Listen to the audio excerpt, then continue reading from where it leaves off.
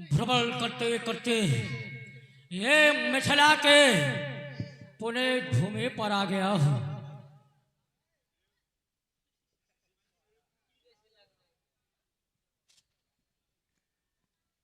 प्रतिहारे मिथिला के कुशल प्रतिहारे कहो महाराज। महाराज शीराध्वज को घोष सूचित कर दो। त्रिबल सम्राट पौलस कुलभूषण कंचन नगरी के सम्राट प्रथम ड्योढ़ी पर इंतजार कर रहे हैं, वो मिलना चाहते हैं। जो अति आज्ञा शीघ्र महाराज। तक महाराज के जीवन की जय जयकार हो महाराज। 4 वेद 18 प्राण 6 शास्त्रों के ज्ञाता विद्याध्यायी कुलभूषण कंचन नगरी के सम्राट श्री दस्कंदर महाराज का मिथिला में आगमन हुआ है महाराज। प्रथम ड्योढ़ी पर इंतजार कर रहे हैं। उनके इंतजार को हम खत्म करेंगे। वो इंतजार कर रहे हैं तो इंतजार की घड़ियां हम स्वयं मेटेंगे। क्यों? अरे भैया साधारण नहीं असाधारण हैं। और जिनने तो बहुत देर कर दी, ने तो बहुत पहले आ जाना चाहिए था, क्योंकि कहीं शुभ काम हो रहा और ये ना आए। ना बाबा ना।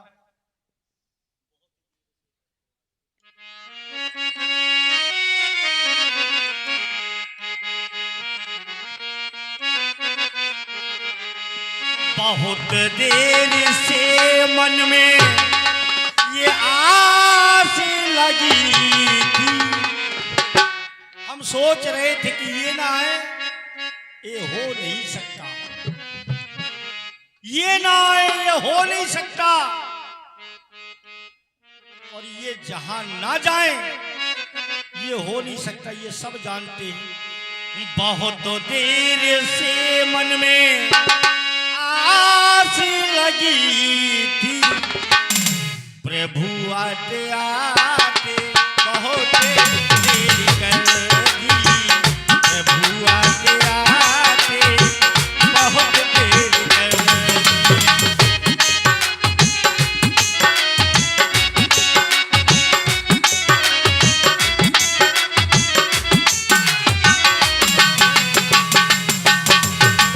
बहुत देर से रंग में आस यही थी। बहुत देर से मन में आस यही थी। प्रभु आते आते बहुत देर कर दी। प्रभु आते आते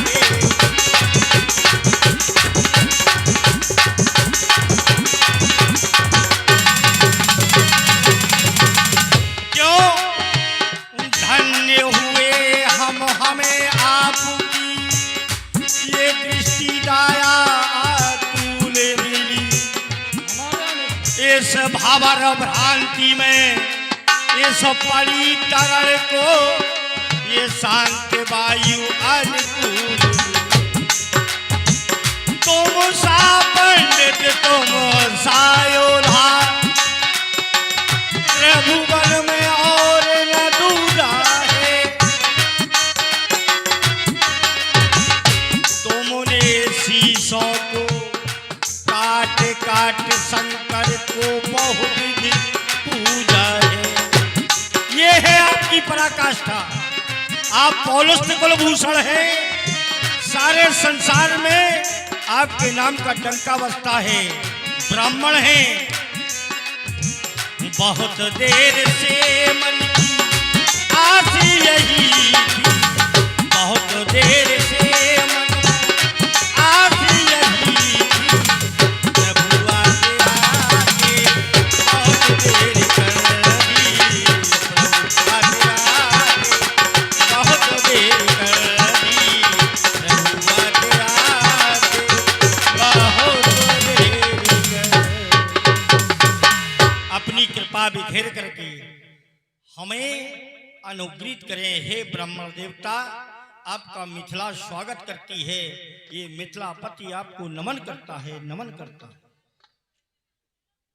सम्मान करना सीखे तो महाराज से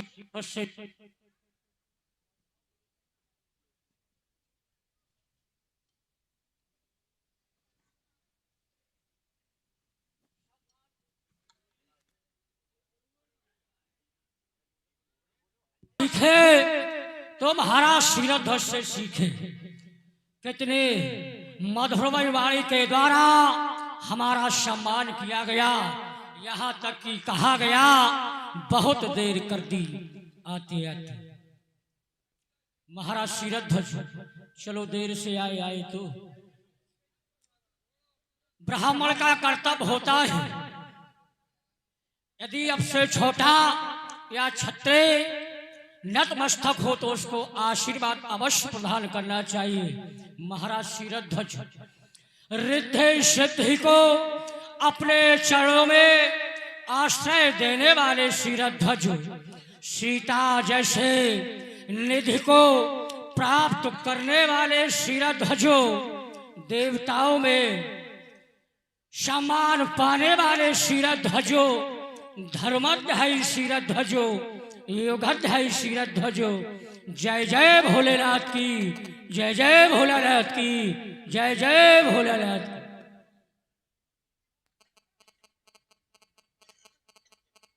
महाराज शीरध्वज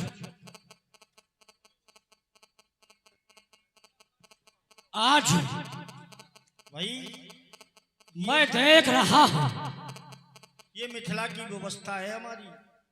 आज से प्राचीन काल तक ये मिथिला को दुल्हन की तरह नहीं सजाया गया।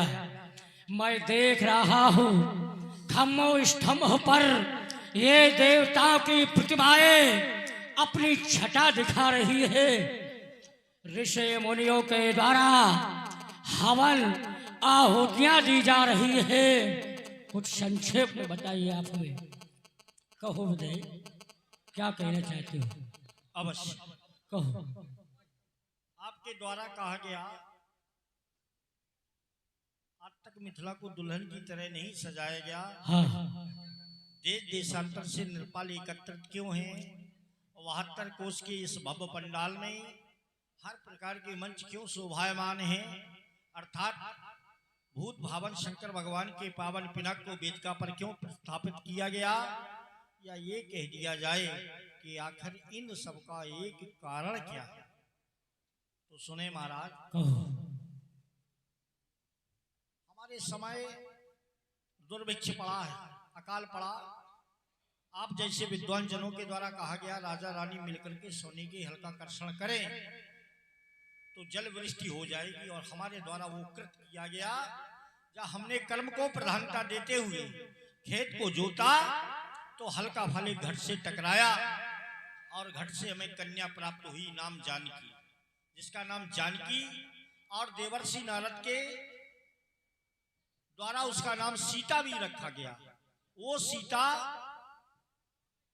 एक समय जो देवराज जनक के पास धरोहर रूप में रखा भूत भावन शंकर भगवान का पावन पिनाक, मैं 13वीं पीढ़ी शीरध्वज जनक देवराज व्रत से लेकर आज तक पूजन अर्चन करता आया।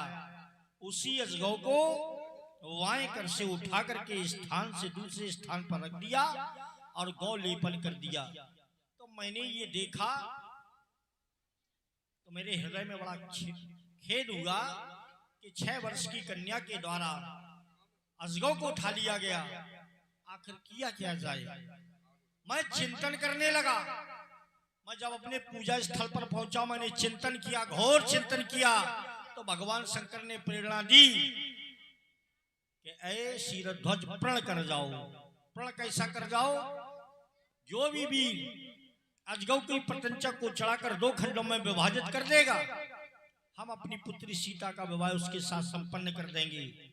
और मैंने वही किया और कह दिया भगवान शंकर के द्वारा के लिए उजन के गुरु की थाती पूजो दिन रात जुड़ावे छाती।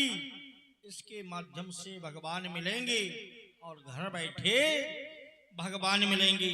तो मैंने प्रण किया और प्रण की घोषणा को सुनकर के, प्रतिज्ञा को सुनकर के ये देश देशांतर के नृपाल यहाँ एकत्रित हो गए कि हम इसकी प्रत्यंचा को चढ़ाएंगे। 12 मास से चल रहा ये मैथिली अधिवेशन, आज इस अधिवेशन का अंतिम दिवस है। तो बस इसीलिए ये भीड़ भाड़ है, मिथिला इसीलिए सजाई गई। बेटी सीता का पाढ़े ग्रहण संस्कार का आज अंतिम दिवस है।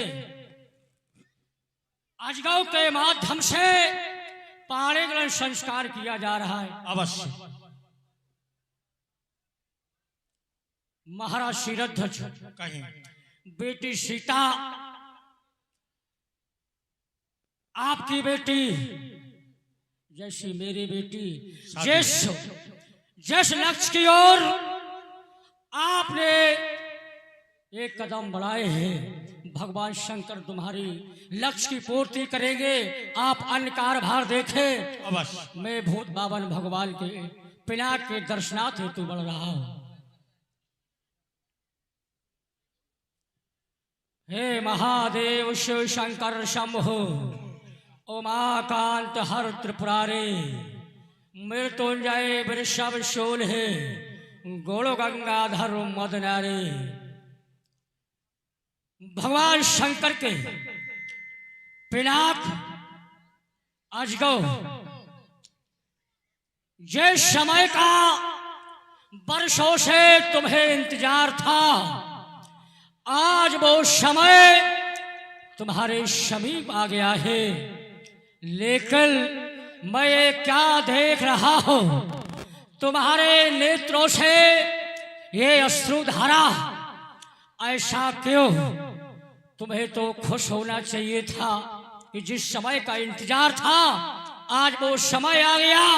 लेकिन अश्रुधारा ये दशकंदर नहीं दे सकता है। संसार में ये रावण कहने के लिए विवश हो गया। संसार में जब जब कोई समस्या आए तो विद्वानों ने बताया, ज्ञानियों ने बताया, दो प्रकार से समाधान किया गया है। एक शास्त्र के माध्यम से, दूसरा शस्त्र के माध्यम से। यदि ब्राह्मण शास्त्र का प्रयोग करे अथवा ना करे यहां तक तो ठीक है। यदि शास्त्र को जलाए तो प्रश्न चिन्ह लगेगा। जैसे क्षत्रिय शास्त्र का प्रयोग करे अथवा ना करे यहां तक तो ठीक है। यदि क्षत्रिय के द्वारा शस्त्र का खंडन करवाया जाए, तोड़वाया जाए तो प्रश्न लगेगा। मैं तो कहता हूं नए मकानों में चीजें पुरानी कौन रखता है? बड़े शहरों में परिंदे को पानी कौन रखता है? ये तो मैं हूं जो खड़ा हूं। बड़ा बुजुर्गों की निशानी कौन रखता है? कौन रखता है? कौन रखता है? मिथिला समाज के अंतर्गत आए हुए महिपालों विद्वान मनीषियों, सभी लोगों ने पंडित जी महाराज के वचनों को सुना। इन्होंने धनुष में अवलोकन किया और बताया कि इनके आज आंसू निकल रहे हैं। ये शस्त्र है और शस्त्र और शास्त्र के अनुसार ही कार्य होना चाहिए। तो आज जब मैं शास्त्रों की ओर देखता हूं तो शास्त्र के आधार से एक आदेश दिया गया था। जिस समय ये अजगौ देवरात को दिया गया था, देवराते इतिर ख्यातो निमिल ज्येष्ठो महीपता तप्तम धनुर्धरोहरम अजगौ विश्वताम। ये विश्व की धरोहर जिस समय आज देवरात को दी गई तो एक आदेश पारित किया गया था। धनुर्मदियम वेग पूजतम तौ पूर्वजे तस्त प्रतिज्ञा त्वा कार्या सोलह चातुलत्वा अयोधत्सो भंगाय त्वा कन्याहीन मुक्तो गत्वरा।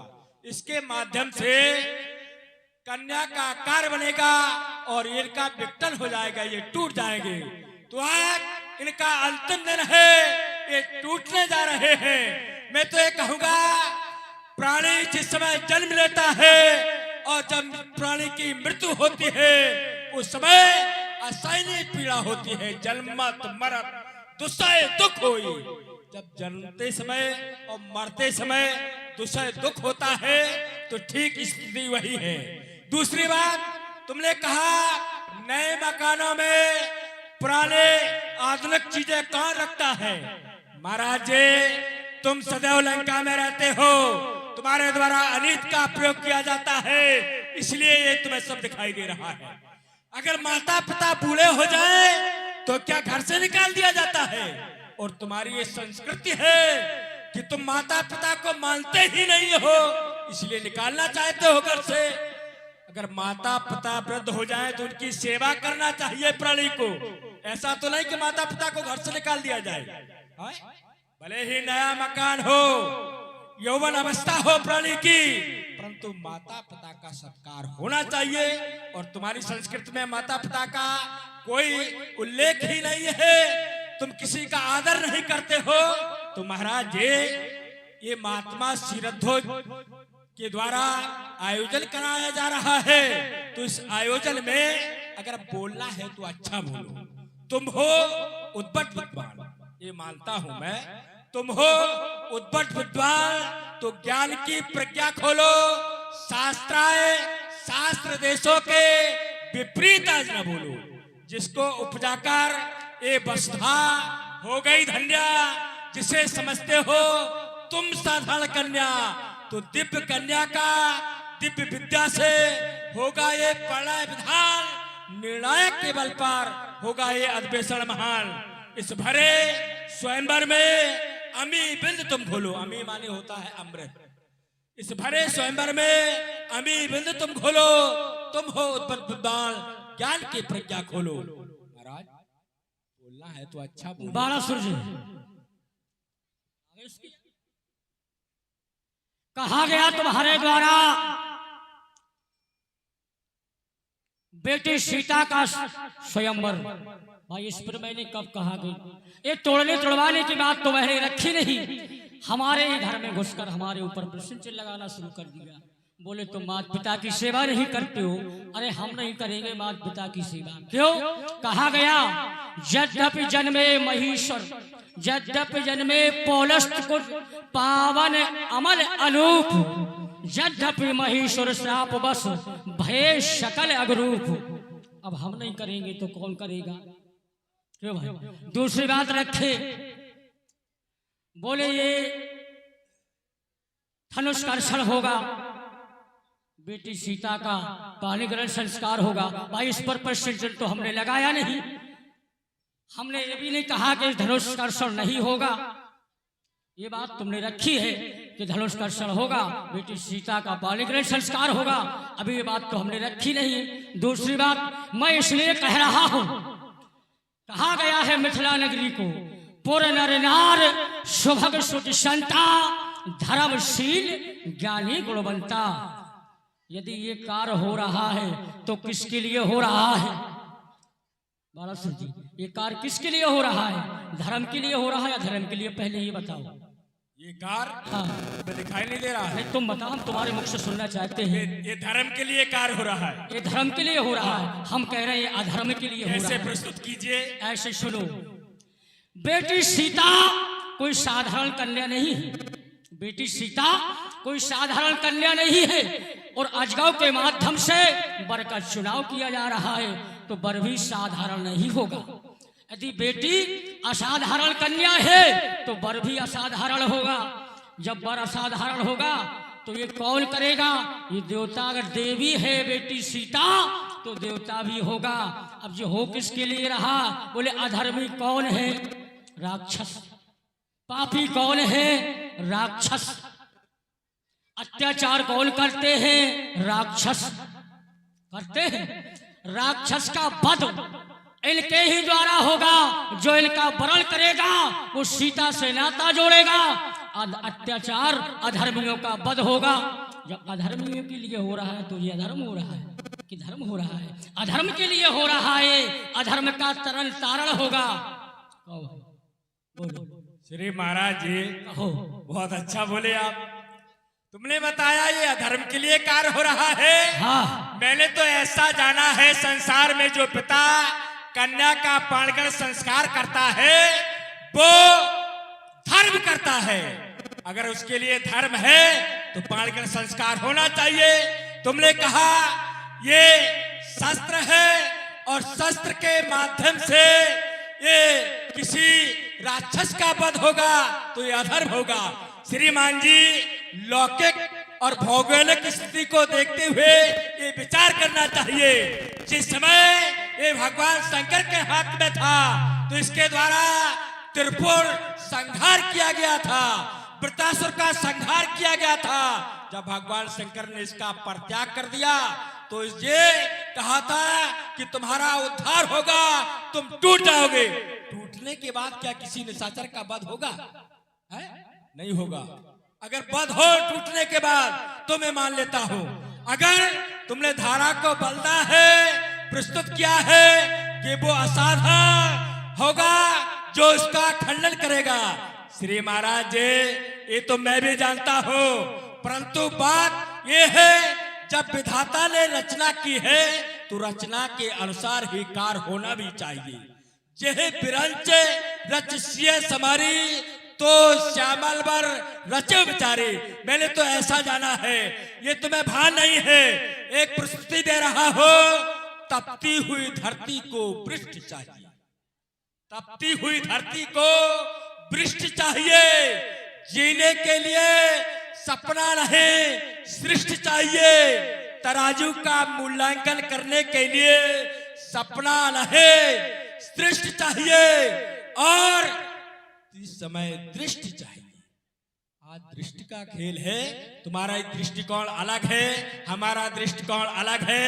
कन्या का विवाह होना है, ये टूट जाए, कन्या का विवाह होने दो, इसमें तुम्हें विरोध क्या है?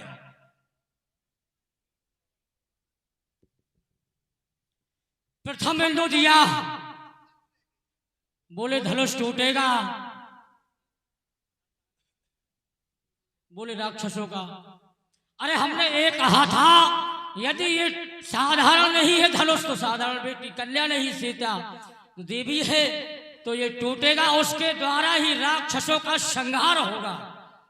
राक्षस है अधर्मी, हमारी बात को पकड़ नहीं सके आप। राक्षस है अधर्मी, अधर्मी भगवान के द्वारा तरन तारण होगा उनका, तो अधर्म के लिए हो रहा है ये सिद्ध है। लेकिन एक कार्य में कई रहस्य छिपा करते हैं, ये भी बता दें हम आपको। एक कार्य में कई रहस्य भी छिपा करते हैं। तुम्हारा बिंदु है धर्म का, हमारा बिंदु है अधर्म का। तुमने धर्म सिद्ध किया, हमने अधर्म सिद्ध किया। अब रही बात तोड़ने और तोड़वाने की,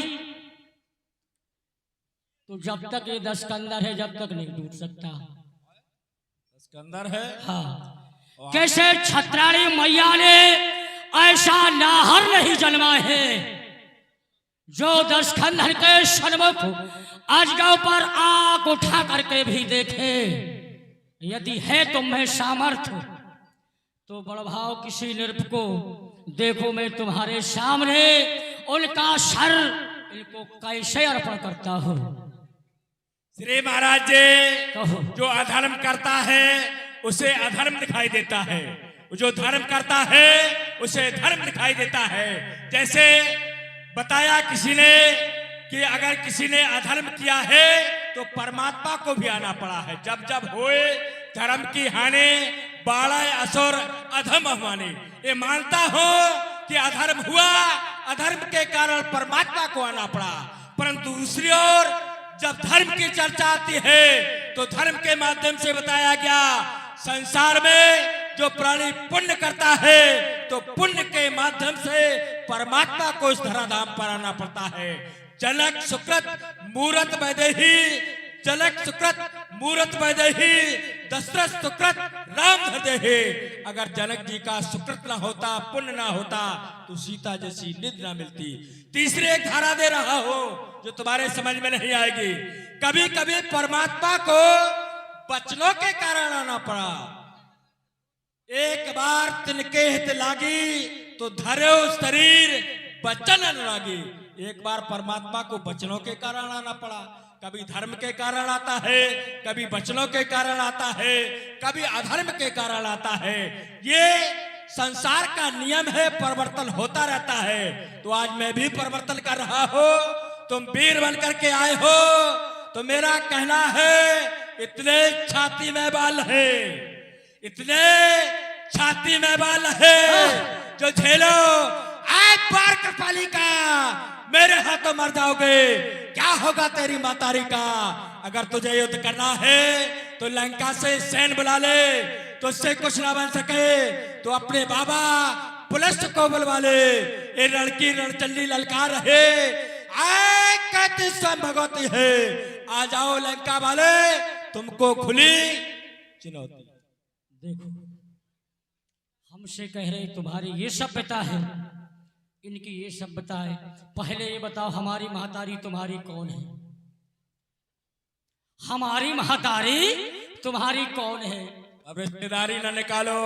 नहीं, हमारे नहीं। हमारे शब्द- पूर्वजों ने तुम्हारे शब्द- पूजे हैं पैर। शब्द- सुनिए, हमारे पूर्वजों ने पूजे हैं तुम्हारे पैर, परंतु जब विरोधी बन करके आए हो तो हम आज तुम्हारी पूजे के खोपड़ी। तो होश में बात करो, आए, होश में बात। हम तो जोश में करेंगे। अरे मेरे सामने गुरु का खंडन या अपमान हुआ, अजगर के माध्यम से यदि कन्यादान हुआ तो कर में देखो चंद्रहास, ये रंगभूमि बनेगी रसालो। शंकर का होगा रौद्रूप तो होगा बाणों का वर्षण होगा, बाणों का वर्षण होगा, नहीं धनुष कर्षण होगा। अजगर का कर्षण सुनिश्चित है। तुम नीति के अनुसार कार्य करो, नीति पथ पर तुम चले तो शायद तुम्हें छोड़ देंगे। ए अनेक का सहारा लिया तो एक खोपड़ी तुम्हारी फोड़ देंगे। विश्व कर दूंगा छाड़ छाड़, आलमान साल सब धूल में मिलाऊंगा। धड़धड़ा पर्दा फटेगा रसातल का, सप्तद्वीप सब सिंधुक में मिलाऊंगा। आएंगे शंकर पलंकर रखा है, एक भी ना मानूंगा। सुरेश को छकाऊंगा। आज रावण मैं तेरे वंश का अंश ना बचाऊंगा। मेरे सामने गुरु इसका अपमान नहीं कर सकते। मिथिला की रंग महोत्सव में अरमान नहीं मर सकते। अरमान छोड़ दो बाणासुर, फिर ये रणचंडी चेतेंगे। मिथिला के रंग महोत्सव में ये जनता सारी देखेंगे, वो कभी नहीं भय खाता। स्वतंत्र विचरने वाला है, मेरा तो आतंक निराला है। प्रथम मुद्द को करो संतुलित, बनते हो धर्मान। यदि कड़क है छाती में तो कर में गालो धनुष बाण। अवरोधा काट बनोगे, काट करेगा बाणासुर। बना के मुंडोका में हार, मनाओ काली का त्योहार। अगर कहा दोबारा नहीं अजगर का कर्षण होगा तो बाणासुर के बाला के द्वारा तेरे मुंडो का घर्षण होगा। उपद्रव यदि किया तो एक कलेजा चीर डालूंगा। बढ़ाऊंगा स्वान किलाए, ऐसी जंजीर डालूंगा। निकालूंगा म्यान से, अंदर नहीं शमशीर डालूंगा। केवल धरूंगा पैर वक्ष स्थल पर एक कलेजा चीर डालूंगा। तुम जैसे कितने आए घोर घमंडी मत वाले, बेटा उनकी नस नच काटे कर दिया पाने पाने। मैं विश्व विजय करने वाला, जो सकता मेरा भाल है। अरे मेरे पद को रोक सके मैया का ऐसा लाल नहीं। तुम लड़कर देखो बाणासुर, कर सकते मेरा बाका बाल नहीं। उखाड़े ना खुलेगे शांत बलिपुत्र के, चाहे सहस्त्रों बार जन्म हो। तुम जैसे दशीष का मरैया कहाँ जन्मा है। ऐसा वरदान हो चुका पहले ग्रीस का। कर्मों पे हाथ धर के रोगे तो झंडा फहराएगा बाल विश्वजीत का।